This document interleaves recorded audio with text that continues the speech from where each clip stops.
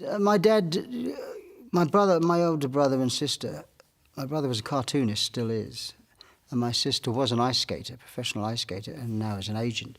And apparently when I arrived, and started playing the drums and following somewhat in their footsteps, he said, why just can't I have one normal child? he did, my mum told me, he said that, just one, to do a normal job, Phil Collins never did get a normal job. He left acting to become a musician, and the world is grateful for it. That is, most of the world is. Anyone as famous as him is bound to get into plenty of feuds. Some reported spats are real, some are only rumors. There have also been fellow stars who just don't like him and want to make it known. He's been able to stay cool many times despite their comments. There's one feud that's the worst of them. Keep watching to learn why Phil Collins hates him more than anyone. Phil Collins versus Simon Cowell. Phil and Simon are both Englishmen who are well known in the music business, one as a performer and one as a record executive and on-air judge. They've also faced scorn and ridicule from the public and satirical shows like South Park and The Simpsons. These similarities haven't brought them together, though. The LA Times once called Simon, quote, the guy everyone loved to hate. He claims to only offer constructive criticism. Phil is one of many who believe he is a rude judge. Phil admitted he's a fan of musical talent shows, but said, quote, I've got no time for Simon Cowell. He is just cruel, and that's all there is to it. He gave a specific moment on a show Simon was hosting as an example. He chastised a contestant who sings on boats by saying, quote, I'd never go on a boat you were singing on because it would sink. Phil said that went above constructive tough love, and those types of comments affected the experience of the show. Phil was also once asked if he would join American Idol as a judge. He said that he'd considered the possibility and would enjoy encouraging the contestants, but doesn't enjoy the format the show uses. Phil Collins versus Peter Gabriel. Rumors of feuds are aplenty in the entertainment industry, especially with stars like Phil, who tend to get in a lot of them. They also fly between former cast members and bandmates, even if there wasn't any ill will. Peter Gabriel was originally the frontman of Genesis. Phil joined and took over playing the drums and adding backup vocals in 1970. They played together for years until Peter left and Phil stepped in as lead vocalist. He changed the band name and made it more commercially successful. What about the relationship between the two men? It's not a feud like some fans may assume. Genesis was inducted into the Rock and Roll Hall of Fame in 2010. Both men were included in the induction, but Peter didn't show up. He didn't do it as a slight, but because he had a scheduling conflict. They've even included each other in major life milestones. Rolling Stone says Peter remarried in the early 2000s and asked Phil to be his best man. He said the change in the band never bothered him and that it was the best choice. Phil Collins versus Kurt Cobain. The late Kurt Cobain never wavered in his opinions. He knew what he loved and he knew what he hated. He gave praise and critiques of several other artists. He proclaimed Scottish indie band Teenage Fan Club and Japanese punk band Shonen Knife some of the best bands in the world. He also critiqued other bands. He once said about Nirvana, quote, we're not your typical Guns N' Roses type of band that has absolutely nothing to say. That started a feud between him and Axl Rose, where he made many other scathing comments. He also had a critique for Phil Collins.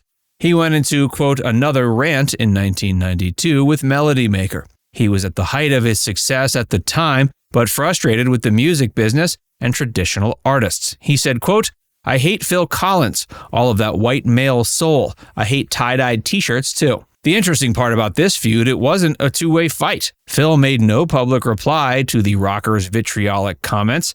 His Both Sides album is seen as a rejection of Kurt's rebellious generation, but that's as far as it went.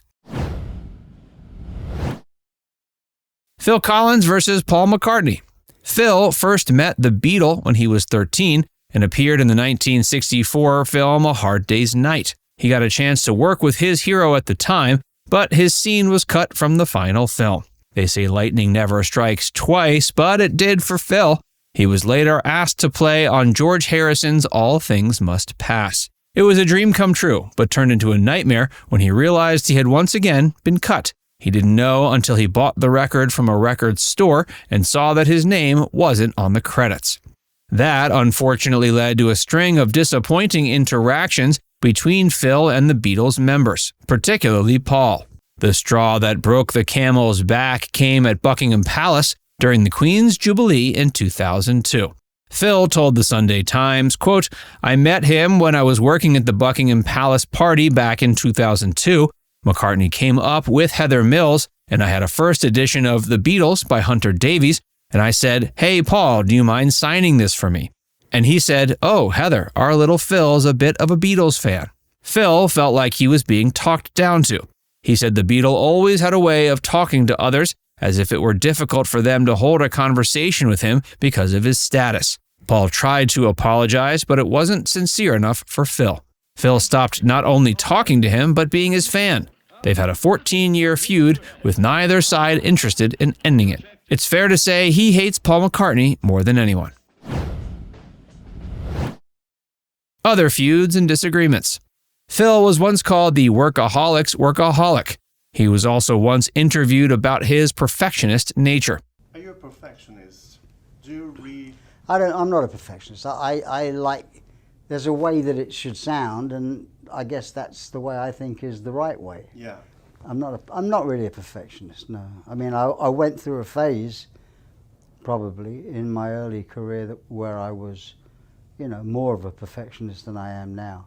This is part of what's made him struggle to have positive relationships with some of his fellow band members and those he performed with. Other members of the showbiz community who've never worked with him dislike him for other reasons, whether it's his style or even his popularity. Some of the feuds go both ways, and others are rants that Phil's been able to overcome. Roger Waters. Phil has admitted which singers he's not a fan of musically, though he held no ill will to them personally. They included Jethro Tull and Pink Floyd. The latter grew on him, but he dislikes how they were always put in the same box in the early 80s. This feeling did go both ways. Pink Floyd frontman Roger Waters admitted his feelings about Phil in the Herald Journal. He didn't like how ever-present the musical icon was in one interview. In another, he said he didn't belong in the category of artists who, quote, wrote from the heart, but in those who, quote, wrote to fill up space. He later admitted, "I always seem to wind up attacking poor Phil Collins, but it's only because he's so visible. He's symptomatic of an awful lot of it. The feeling I get is that he's pretending to be a songwriter or a rock and roller. It's an act. That's why it's unsatisfying."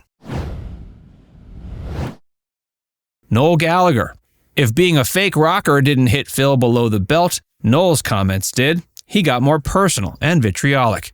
The Oasis band member didn't have anything positive to say about his discography, noting that sales don't equal talent.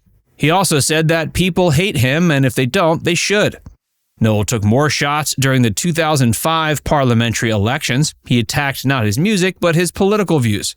He encouraged people to vote for Labour because if the Tories win, he may come back. This was one time Phil did decide to fire back at his critic at least once. He appeared on BBC Two's Room 101, a show designed to deal with pet peeves. He chose to deal with Noel and his brother Liam. He said, quote, "They're rude and not as talented as they think they are. I won't mince words here, but they've had a go at me personally." Now it's time to hear from you. Which one of these feuds was most surprising to hear about? Let us know in the comments section below.